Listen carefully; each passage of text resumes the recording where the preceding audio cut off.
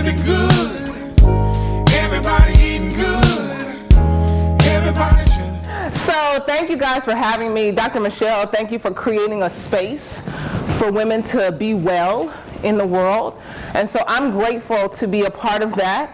I am Brandi Havey. I'm the founder of Beyond Her, an active wellness brand for women of color. I inspire women to eat well, give a damn, and move their bodies daily. What was funny? It's the give a damn part that throws people off, right? Because it's all those things that it requires us to give something, right? I say active wellness because you have to be an active participant in your wellness. This is not going to be handed to you. You are going to have to do the work. In order to get anything you want in your life that's worth having, you're going to have to do the work. And so I created an active wellness brand for women of color because not only are you to eat well, you're to live well, you're to speak well, and you will be well in the world. And so you are just a manifestation of God here on the planet. And so I get an opportunity to speak to you today about your own breakthrough. That the breakthrough is sold separately. That is my upcoming book. It comes out on Wednesday, October 9th. You can pre-sale it right now. It's on pre-sale. Hey! It's on pre-sale right now on Amazon. You can get it for $9.99 on your Kindle and $19.99 on paperback. But you can prime it and one-click it to your house. You can do, because I know y'all going to one-click me. I know y'all going to one-click me as soon as I get done. So it's all good. But I'm so excited because this message really kind of came about some months ago. I was speaking at a retreat in Arizona called Om Noir. And it's a retreat for black women, yoga, wellness, meditation. And so I was having like this kind of physical attack happening. I couldn't breathe, I couldn't think, I was so congested. I was like, I can't even think about a word that you about to try to give me, God. I don't know what you about to want me to say. And so I was going through the motions physically. But I had one of those, God sends you exactly what you need when you need it. And so I went because it's a wellness retreat. The Miraval is a wellness spa. And so I had this really great neuromuscular massage, and he had healing hands. That white boy laid some hands on me, baby. And so some things worked through, right? So I'm sitting at dinner by myself. I do encourage you to spend a lot of time by yourself. I do spend a lot of time in solitude, but I was by myself, and I started thinking about batteries sold separate. And I said, wasn't that like the worst Christmas ever when you were a kid or a parent? That y'all done bought all the toys. You spent all the money, you got the toys, and damn it, you done forgot the batteries. So now your child is looking at you on Christmas like, really? I just wanted the light bright. Because that was my thing. We didn't have no batteries for the light bright. So the light bright just sat there. I'm a baby of the 80s. So the light bright just sat there. And so I started thinking about batteries being sold separate, right? And I was like, that's like the worst thing that can happen to a parent, is that the batteries are sold separately. But I said, so often people come to these retreats and they think the breakthrough is included. They think that the breakthrough is included because I paid my couple $1,000, you put me in the hotel room, I got the complimentary buffet, and you were supposed to include the breakthrough. Why am I not changed? I'm looking for my transformation, but the breakthrough is sold separately. You got to pay for that separately. So hence the title of my book, Breakthrough Sold Separately. But I didn't stop there because that is not where the breakthrough just happens. You got to get out of the boat of mediocrity and walk on water. Say it again. So the book, Breakthrough Sold Separately, get out of the boat of mediocrity and walk on water. Because we all have a water walking moment in our lives. We all have an opportunity to get out of the boat. And so your boat may be different from my boat. It might be a weight loss boat that you got to get out. It might be a marriage that's your boat of mediocrity that you have got to get out of. It might be a job of mediocrity that you have got to get out of. But everybody comes in a boat. And your job is to answer the call of the divine spirit to get out of the boat and go walk on water so you can have your breakthrough. So I'm going to use a text to this because it's Sunday, right? And, you know, people go to church on Sunday. I think people go to church on Sunday. So I'm going to go old school and I'm going to read from my phone. If you have your Bible app or you brought your Bible, I am using the text of Matthew 14, 22 through 33. Immediately, he made the disciples get into the boat and go before him to the other side while he dismissed the crowds. After he had dismissed the crowds, he went up to the mountain by himself to pray. When evening came, he was there alone, but the boat by this time was long away from the land, beaten by the waves, for the wind was against them. And in the fourth watch of the night, he came to them walking on the sea. But when the disciples saw him walking on the sea, they were terrified and said, "It's a ghost!" And they cried out in fear. But immediately Jesus spoke to them, saying, "Take heart, it is I. Do not be afraid."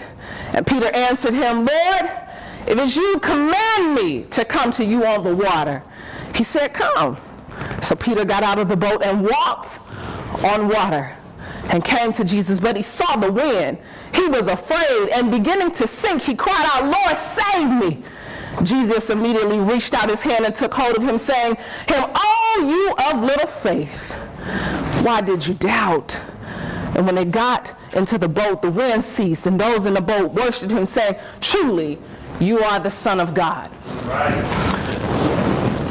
So when I read that text, and I'm sitting here in the desert, and I read this text, and I'm like, okay, wait a minute. Jesus walked on water. That was something. But let me go back. Before Jesus walked on water, he performed another miracle. So I read before that Jesus, before he walks on water, what does he do? He's feeding the multitudes, right? With how many? 2 fish and 5 loaves of bread. Somebody went to Sunday school. Amen. And so Jesus has already performed a miracle. So he's come off of a miracle. So now he has to go to the mountains by himself to pray, to get clear on his next assignment. Because he understands very clearly that he's here on an assignment. And see, I want you to understand very clearly that you too are here on earth on an assignment. And you need to get clear on the assignment. So that requires some things of you when you want to get fit for the assignment. So Jesus has already performed the miracle. He, you know, and here's the context to bring it to your own lives. You know when your mama stretched that spaghetti? And that was a miracle because y'all didn't have no money. You didn't grow up with something. You did. My mama had to make some stuff stretch. Please don't think because Steve Harvey is my daddy that we always had money. We did not. I'm the first child, meaning we ain't always have it. He was trying to get some things together, okay? So we didn't always have it. And so you had to stretch some things, right? So you had to make do. And then somehow all the kids in the neighborhood could still come to your house and get something to eat and have a good time, and then nobody know that y'all was really broke. Okay, so I want you to bring that to your life. That you too perform miracles in your own life. Stop looking for something else to put a miracle in your life when every day you get an opportunity to perform miracles. But it's bigger than spaghetti and fish and 5 loaves of bread, right? And so Jesus, he comes out of the mountains and the winds are crashing. The winds, the waves are crashing, the wind is breaking. It's a whole situation out there, right? And so he gets to the water and he's like, well, wait a minute. Now y'all gonna make me do this again? I gotta perform something again. I gotta put this to the test again? All right, here we go. So he gets to the water, and this is how your faith has to come into play. Because it's not going to be tested when it's sunshine and roses and you're sitting in Jamaica. It's not going to be tested here. It's not going to be tested when it's sunshine and you get a golf cart from your room. It's not going to be tested when they got all the stuff laid out for you to choose what to eat. The test is when it really is storming in your life. How do I apply this How do I make this happen? How do I really get out of my boat and walk on water? And so the winds are crashing, it's breaking, it's a fury. And then he begins to walk on water. Now you know there's always a doubter in the midst, right? There's always a doubter because there was Peter. Peter, you always got your friend who need receipts. Don't act like you don't have them. You always need a friend who got to show receipts. We live in the age of the internet, and everybody has receipts. They're going to show the receipts. And so Peter is like, wait a minute, I think it's a ghost. It can't be you. It really can't be you, God. And so he says, no, it's me. Well, if it's really you, then tell me to come. Because here's the invitation. Your greatness, your breakthrough always comes with an invitation. An open invitation. God never withhold the invitation from you. But in order for you to have the breakthrough, you got to lose some things. So walk with me. You got to lose in order to win. The first thing you're going to have to lose, you're going to have to lose the weight in order to get out the boat. There's some stuff weighing you down that's keeping you stuck in the boat. You anchor to the boat because you won't lose the weight. Now here's the thing. It's some physical weight you got to lose. Oh, I know. A room full of black women. I know she ain't going to tell me I need to lose some weight. Oh, yes. I'm going to tell you you're going to have to lose some weight. 56% of black women overweight. 2018 CDC reports 56% of black women, not just overweight, but considered obese. 56%. So over half of the black women can't even run their way into freedom.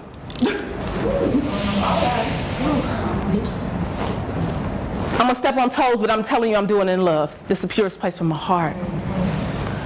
Because you can't even run your way into freedom. There's something I need to get, I gotta go run for it, but I'm not even in the shape to go do it because I'm not fit for my assignment. So I want you to reference that Jesus went to the mountains, what? To go get quiet so he could get fit for his next assignment because he had to show up ready. And some of you are not even ready to fulfill the assignment, the purpose, the destiny that God has placed on your life. You're not even fit for it. So then you're looking around wondering, when is my breakthrough? Where's my help? When is it coming, God? I just need you to get fit for the assignment. Fit for the assignment. And that has nothing to do with being the skinniest woman in the room. That has everything to do with being the healthiest person and highest version of yourself to fulfill your divine purpose. You're going to have to lose in order to win. You're going to have to lose the weight. But see, this is what I understand so much, that the physical weight is not having to do with your skinny jeans. It has everything to do with what somebody told you 10 years ago. It has to do with your divorce. It has to do with the relationship that didn't work out. It has to do with the job that let you go, that don't really accept you, don't really appreciate you, that don't really see you. You don't really have a seat at the table. So now you're emotionally eating. And so because you're not saying what it is that you truly want, need, desire in your life, you are suppressing all of your emotion. And so you're eating your way.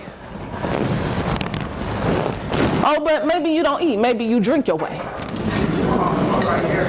Maybe you can't start your day without a pick-me-up in your cup. And I'm telling you from what I know to be true because I lived it. Because alcohol was a coping mechanism for me. Food was a coping mechanism for me. When I would go do mentoring camps, I would have wine in a coffee cup with the lids on. And I would get mad at the staff for not having coffee cups with lids on it so I could walk around and sedate myself throughout the day.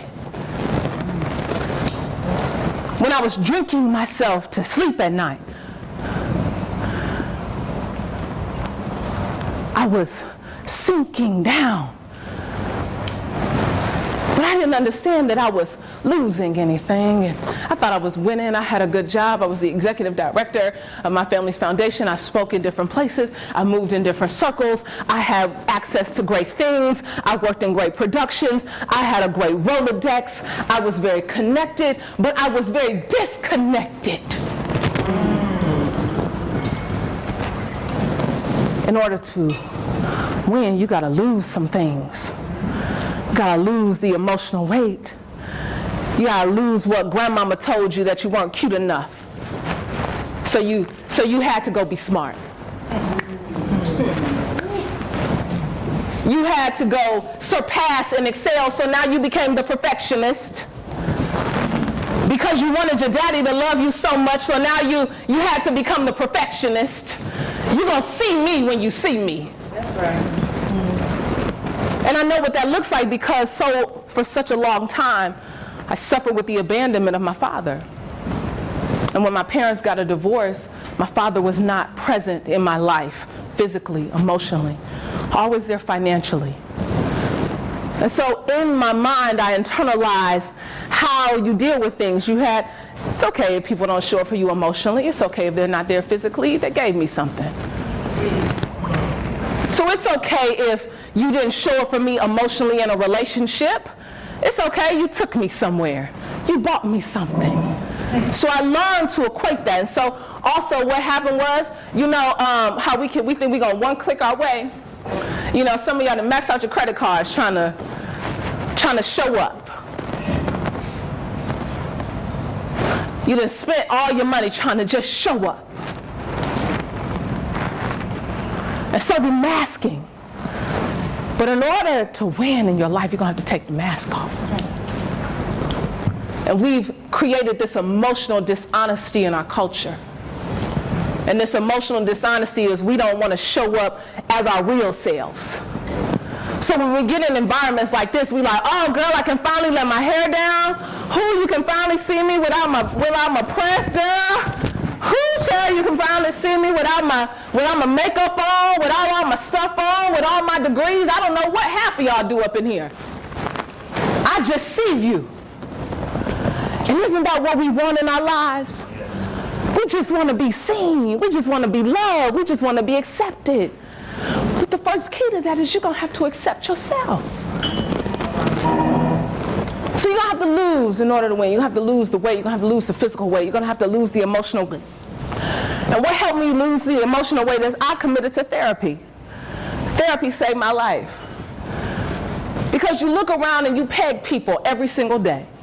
You think, well, she got that, she drive that, she does that, she's a doctor, she's a lawyer, she real snazzy, she got the degree, she live in the big house, she drive the Benz, she the AKA, she in Lynx, she 100 black women, all of this going on, she got it going on, but she's depressed. She got all the titles, but yet she's depressed. She closing in the curtains every day. And the only thing that gets her out of bed is just the fact that I just got to show up. I'm going to have to lose to win. When I committed to therapy, I initially went to therapy because I said, I got my daddy issues. I need to go deal with my daddy issues. You think one thing is going to take you into therapy, but there's so many other things that you uncover in therapy. And all the therapists in the back of the room, I know they know. And you think you're going there for one thing. But what I ended up, I started working on all my schemas. And she did therapy. She working on schemas. You know what I'm saying? Like, she doing her schema work. But I started uncovering all these things of how I was masking and showing up in the world. And I wanted to be the best version of myself. I want to show up as the best version of myself. And so I committed to weekly therapy. Every week. My therapist does not take health insurance. That was out of pocket. And I said, this is my investment to myself. See, everybody talk about making the investment and doing the work. Okay, put your money where your mouth is. And so I put my money where my mouth is every single week. And I still put it there every single week. Because it's a part of my self-care. It's a part of how I maintain when I walk. And somebody said, Chad, what did you say? I was floating. It looked like I was floating this week. It's only because I've done the work to be able to float, because I knew what it was like to sink. And I knew what it was like to not show up with a smile on my face. And I knew what it was like to meet people with an attitude and anger and disappointment, because I was fueled by the hurt. And so because I was fueled by the hurt, I was led by the hurt. So when I met people, I thought, well, she G'd up, she dressed, she got a Birkin and a Chanel, but she's hurt. And so I wanted to uncover the hurt. I wanted to dig up the roots of all the things that were causing my hurt. And so once I started to do that, I realized, I was like, okay, I can do this. And so I committed to therapy, and I'm so thankful because God knows exactly what you need when you need it, because 2017, I was the executive director of my family's foundation. I was executive director, and I was fired. Oh yes, honey. I was fired. And I knew that I was going to be fired, because please don't act like this. You know when you're about to be fired. Now, hold on. Stop this. Let's stop this. Let's stop this. If you've been fired, you knew you was about to be fired. You knew that you've been planning your fit doc retreat on them people's job, okay? You knew that you done checked out 3 weeks ago, okay? You knew that you was planning your wedding and your bachelorette weekend on them people's computer, okay? You knew that, okay? So I knew that I was about to be fired. I knew that I was walking into my last season of mentoring camps, and I knew the very last one that I did, everybody kept saying, do you know this? I was like, I felt it. Now, we hadn't really had a conversation about it. My dad had kind of sent me this message of, yeah, I think we're going to go in a new direction. Now, in his mind, I think he believed that he was telling me then that I was being fired. Now, I thought that this was just the beginning of a conversation, not the end of a conversation. And so I was sitting, I went to visit my father, because I'm like, okay, I need to talk to you now, but I feel a shift. You know the shift. You feel the energy. I feel like something about to be a shakedown up in here. Okay, I'm trying to get ready for the shakedown, you know, so let me just, hello, okay, let me go talk to you. And so I fly out to LA, and I'm sitting there, and we hadn't talked. And my dad has this really great way of avoiding you when he knows that most men, I think, do it very well. You know, no slight on the men, but it's just how you operate. You know, you kind of know something is about to be, so you like, or just kind of walk around you. Ha, how you doing? All right, over here, you know. And so I was sitting by the pool at my dad's house, and my sister and my brother are sitting there. And an email comes through. An email says, we would like to welcome the new executive director of the Steve and Marjorie Harvey Foundation. So my heart dropped. But it was like Craig on Friday, you know, when you get fired on your day off. And you're like, I didn't steal nobody boxes, okay? And so I'm sitting there, I'm like, now I had to go look at the email, because I'm like, who did this go to? My sister is looking at the email, my brother's looking at the email, because it went company-wide. And so I'm like, well, my sister said, are you reading what I'm reading? I said, I am. And I was like, well, here we go. New chapter, new start. And so later on that day, my dad and I finally talked. And we cleared the air, and we let go of some of the, misgivings that you have about one another and what has happened. And for the very first time, I felt like he talked to me, and we talked to one another as two adults. He saw me as more than just his child. And that was what we needed to do. But I attribute that to the months that I had dedicated to therapy. Because even when I got on the plane, I said, you can't change anything. Just go with the flow. You don't have no control over it. Just go with the flow. And so I get fired August 23rd. And so, of course, you walk out into this new, like, what am I about to do in my life? And so at first I said, I'm going to write a book. Everybody said, well, I'm going to write a book. Well, God, like, what you about to write about? You need to go, figure that part out first. And so I signed up for a silent meditation retreat in Boone, North Carolina. Now, originally, I wanted to do some real she-foo-foo. Like, originally, I was like, where did Deepak Chopra go? I was like, Oprah, whoever, like, I know there's got to be a lit situation over there. I need to go over there. So I found this place in Big Sur, right? It was Big Sur, California, so I Googled it. I'm like, Deepak Chopra's been here, all the spiritual great. Oh, yes, sign me up. I look at the price tag, I'm like, okay, well, I need to talk to somebody if I'm gonna pay that, okay? I need to have some human contact, okay? And so I called them on the phone. They were not very knowledgeable of like, the person who answered the phone must have like hit the ooh-wee before they answered the phone. And so he was like, yeah, that person like isn't here like to really talk about that. I was like, do you know about it? Yeah, no, that's not really like my area. I was like, ooh, y'all can't get this many thousands of dollars out of me, and everybody needs to know. Everybody needs to know what's going on. So I called this place. I said, well, Brandi, what if you just drove somewhere outside of Atlanta? It'll give you a chance to just kind of focus yourself, recalibrate, get yourself together. So I found this place called the Art of Living Center in Boone, North Carolina. They have centers all around the world. And so I look at this place in this one night, and you know when you really don't want to do something, because in my mind I was like, I think my breakthrough got to be somewhere like Jamaica, you know what I'm saying, like on the beach with a cocktail in a swimsuit. I feel like that's where my breakthrough is going to be. And God's like, no, I got you. And so I go to my laptop, and I kept going out like, I don't want to do no silent meditation retreat. I'm not trying to go silent.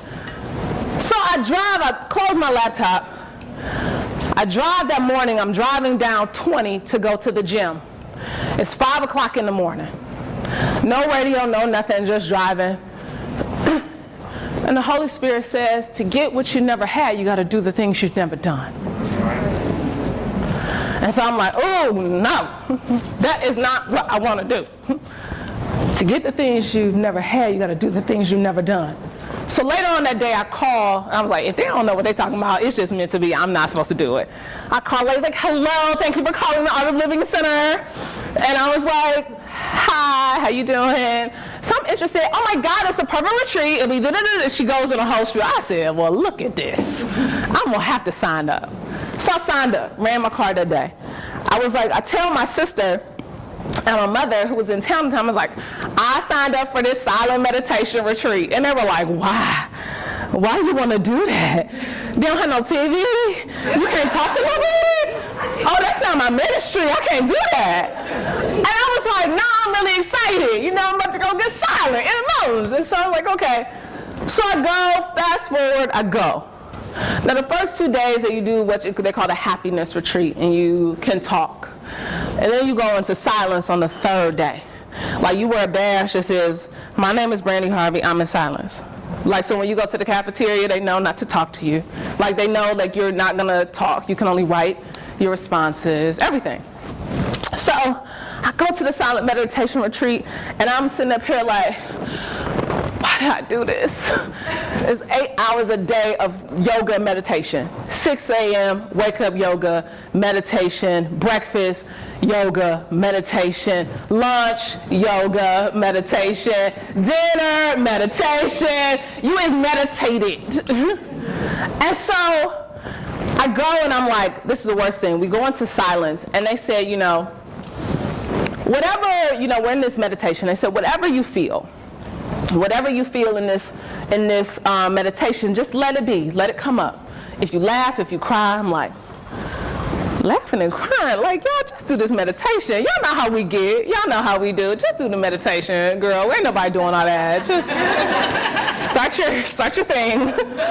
Y'all know how we do. So I am sitting there, I'm like, laughing, crying. Meditation starts about 30-40 minutes into the meditation.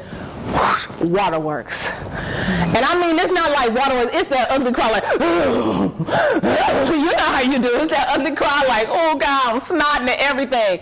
And let me tell you what happened in that. It was a release that happened. Because all the shame that I felt from a relationship that I had been in all for years, that was a secret relationship. You know what happens when you keep secrets.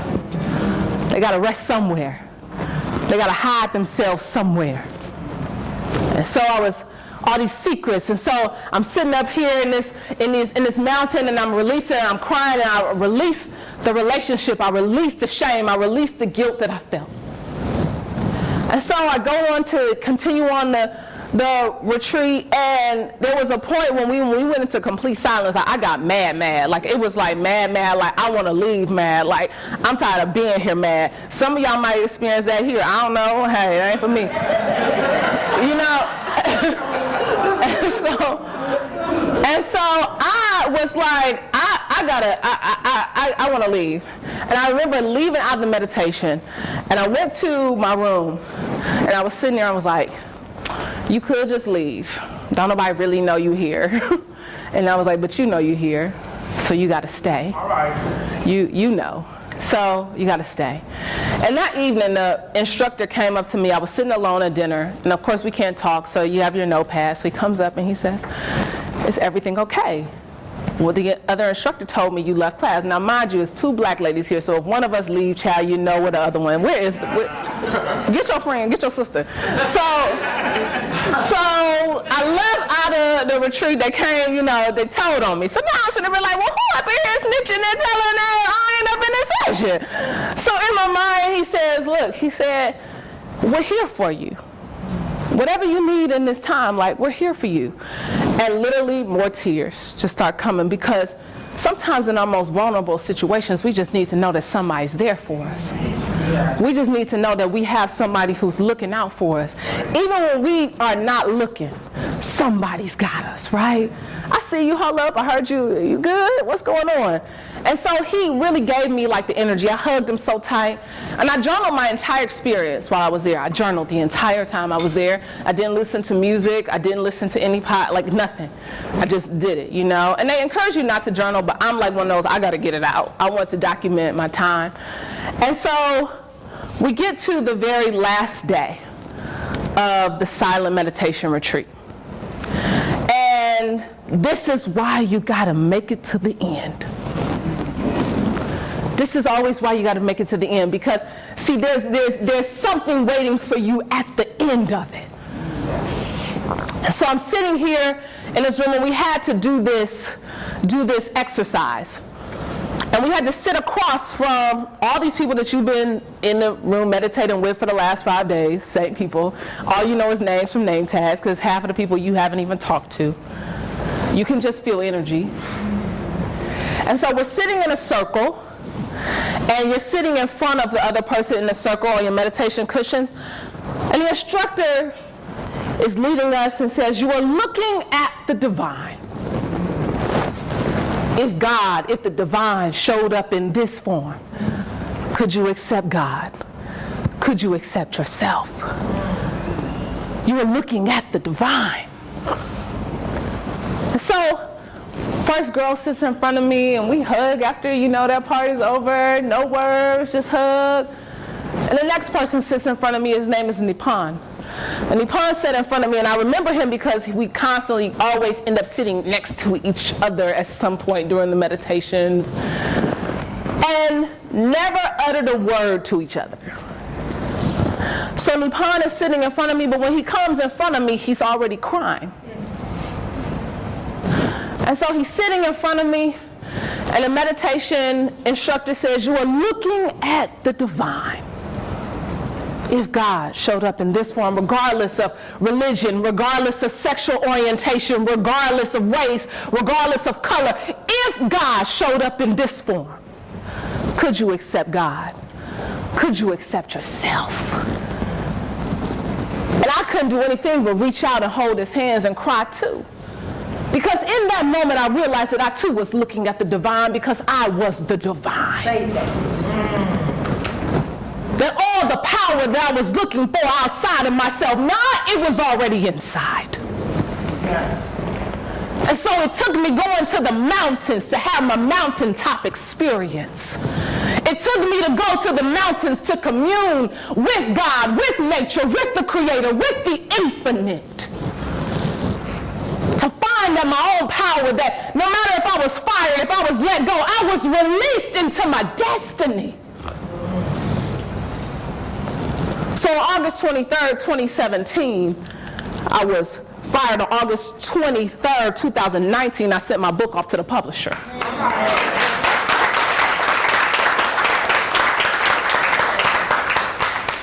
That was nothing but God. How could it not be a supernatural force that could give you all the things over the last 2 years?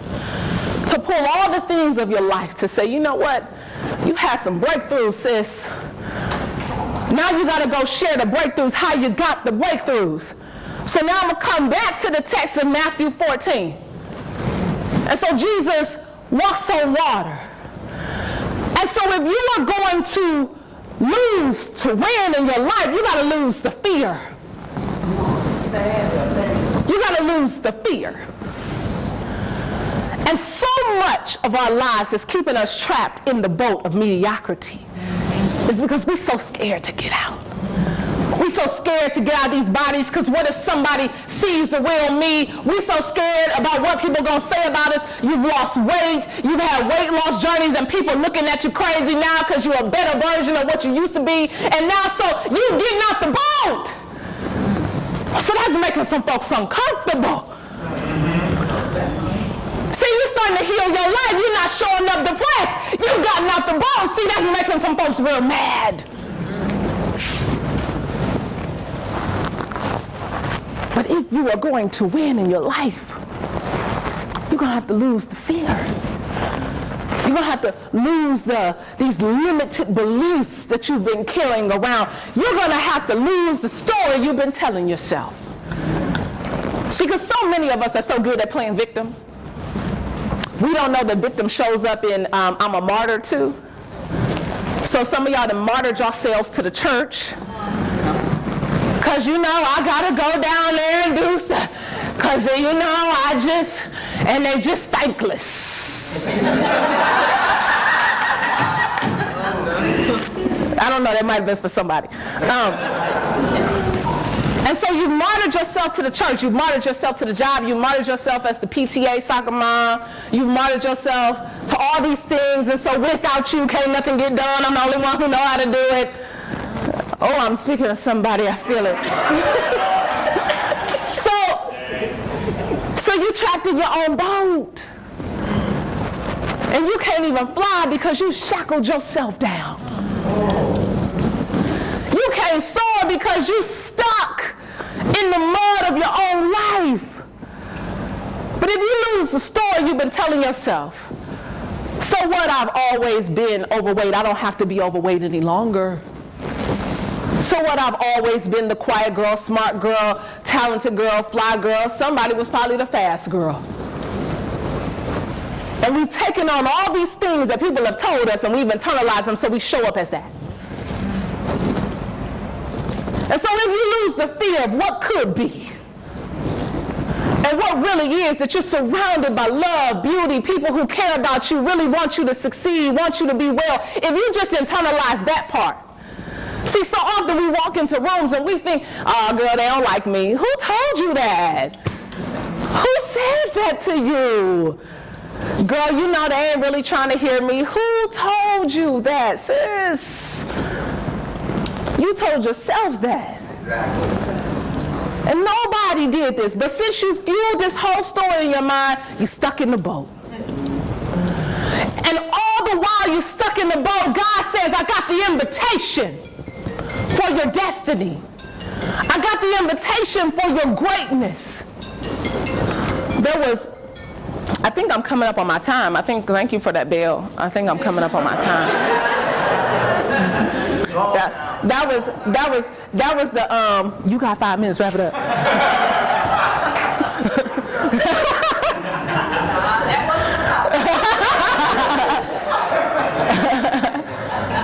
And so, one of the things that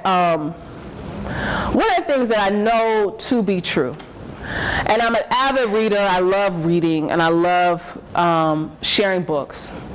And so one of the books that really changed my life was Discover the Power Within You. And in the book, if you never read the book, it really talks about this Christ-like divinity that we all have within us. Because we all have the Christ-like potential. This Christ, anointed one, chosen for a specific, special purpose. This Christ within us. No matter of religion, Christ within us, this divinity. And so in the book, Discover the Power Within You, if you never read it, you can read the preface of the book. And the preface goes a little something like this. There was once upon a time that we were all gods. And Brahma, the chief god, saw that the gods were abusing their power. And because they were abusing their power, he called the council of gods together. And when he called the council of gods together, their job was to decide where they would hide the gods' power. And so the gods communicated when they said, I got an idea. I think we should hide their power in the deepest part of the earth. And Brahma said, no. We won't hide it in the deepest part of the earth, because surely they will know how to dig to the deepest parts of the earth to find their power. And another guy said, I think we should hide it at the deepest parts of the ocean. And Brahma once again said, no, for surely they will learn how to dive to the deepest parts of the ocean to find their power. Another guy said, I think we should put it on the highest mountain. And Brahma once again said, no, for surely they will learn how to climb to the highest mountain to find their power. And Brahma thought long and hard, and he said, I know where to hide their power, but they will never seek to look. We will hide it deep within them, because surely they will never seek to find their power within. And since the beginning of time, humans have been digging and diving and climbing to find that which is already within you. All the power that you need to transform your life is already within you. All the power you need to lift your life is already within you. One of my trainers, my trainer Dooley in Atlanta at Effect Fitness, Dooley used to say, lift your arms, they just your arms. Lift your legs, they just your legs. And what I got from that was lift your life, it's just your life. You have the power to transform your life and take it wherever you want. You have the power, just like Jesus had to walk on water, but you have got to get out of the boat. The boat's been keeping you stuck. It's just your life. When are you going to take control of it? It's just your life. You know you need to eat better. When you going to do better? It's just your life. When are you going to lose the weight because you know the weight's holding you back? It's just your life. It's just yours. And you get one. This is not a one click. You can't one click a new body. You can't one click and prime your way to a new life. You got to do the living for yourself. Yeah. And if you are going to break free, you got to first understand that the power is already within you. So I want you to grab hands with the person. I want you to grab hands. I want you to touch. I want you to touch and agree. I want you to touch and agree. I want you to touch and agree, because this is the last session. You're about to go home. You're about to go back to some people who didn't come to Jamaica. That's fine. You can stand and do it. If you want to stand, you can circle however you choose to do it.